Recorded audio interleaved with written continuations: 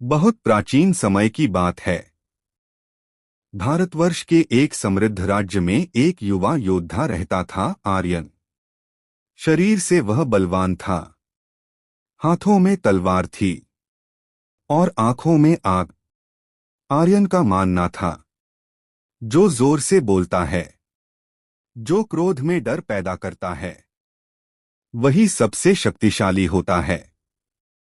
राज्य में उसकी पहचान एक क्रोधित योद्धा के रूप में थी। वह अन्याय देखकर तुरंत तलवार निकाल लेता, अपमान सहन नहीं करता और छोटी छोटी बातों पर भी उग्र हो उठता। लोग उससे डरते थे, पर उसे कोई आदर्श नहीं मानता था। पहला संघर्ष, क्रोध की हार। एक दिन राज्य में सभा लगी। वहां एक वृद्ध ऋषि आए। उनका चेहरा शांत था, आंखों में गहराई थी और वाणी में ठहरा। राजा ने उनसे पूछा, महर्षि, इस युग में सबसे बड़ा बल क्या है?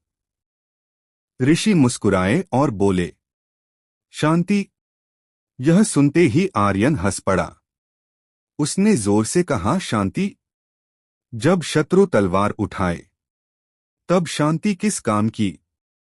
सभा में सन्नाटा छा गया। ऋषि ने आर्यन को देखा और बड़े शांत स्वर में बोले, वत्स, तलवार से युद्ध जीता जा सकता है, पर स्वयं पर विजय केवल शांति से मिलती है।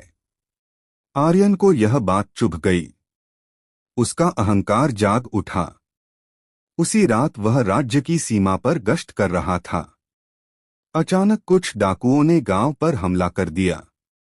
आर्यन क्रोध में भर गया। उसने बिना सोचे समझे आक्रमण कर दिया।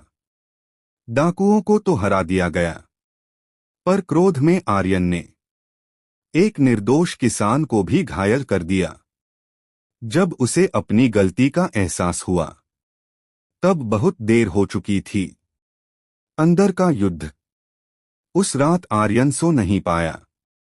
उसके मन में एक ही प्रश्न गूंज रहा था, अगर मैं शक्तिशाली हूं, तो मेरी शक्ति से निर्दोष क्यों घायल हुए? वह जंगल की ओर चला गया। मन भारी था, हृदय अशांत। थककर वह एक वटवृक्ष के नीचे बैठ गया। आंखें बंद हुईं और पहली बार उसका मन शांत होने लगा। तभी एक दिव्य प्रकाश प्रकट हुआ, भगवान विष्णु का प्रकट होना। उस प्रकाश से एक स्वर गूंजा, गंभीर, शांत और करुणामय, वत्स आर्यन।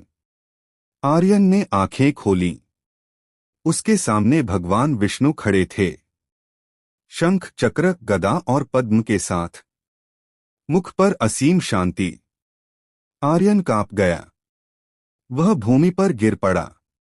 प्रभु, मैं अज्ञान में जी रहा था, मुझे शक्ति का अर्थ समझाइए। भगवान विष्णु मुस्कुराए और बोले, शक्ति वह नहीं जो दूसरों को डराए। शक्ति वह है जो स्वयं के भीतर के तूफान को शांत कर दे। शांति का अर्थ? भगवान विष्णु बोले, क्रोध कमजोरी का शोर है और शांति आत्मबल की गहराई। जो व्यक्ति क्रोध में निर्णय लेता है, वह अपने ही भविष्य को घायल करता है। वत्स, संसार का सबसे बड़ा युद्ध मन के भीतर लड़ा जाता है।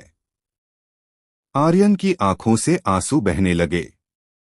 प्रभु, तो क्या शांत व्यक्ति दुर्बल होता है?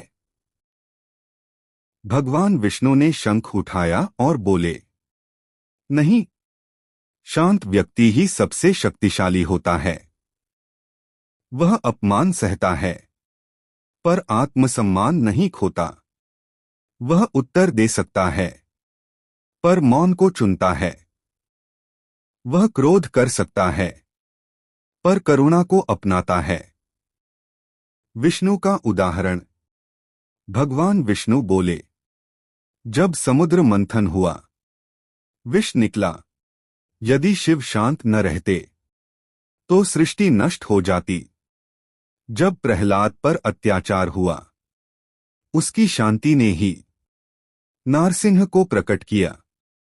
शांति कमजोरी नहीं, ईश्वर की भाषा है। आर्यन का परिवर्तन। उस दिन के बाद आर्यन बदल गया।